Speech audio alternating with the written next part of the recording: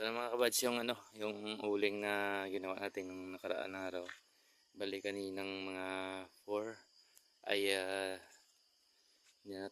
lagyan natin ng apoy. Sinindihan na natin. Yan ito na yung itsura niya. Napaka linis yung pagkagawa.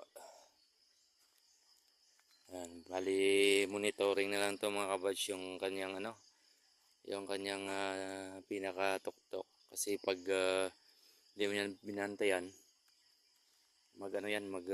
gumuho yung lupa pasok sa loob ay masisira yung uling at yung iba ay pag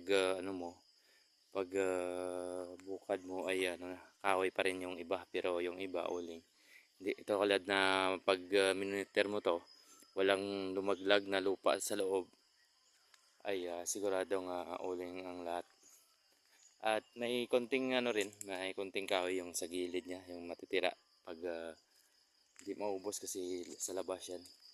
Bali ulitin lang yan ng pag-uling mga kabads yung mga tira-tira. So yun ganda Maganda yung pagkain ng apoy, parehas yung kain niya. Paribot. Kasi mayroong ibang uling mga kabads na kain ng apoy dito lang sa kabila, dito rin sa kabila. Hindi katulad doon sa amin ay parehas yung kain niya. Ganda.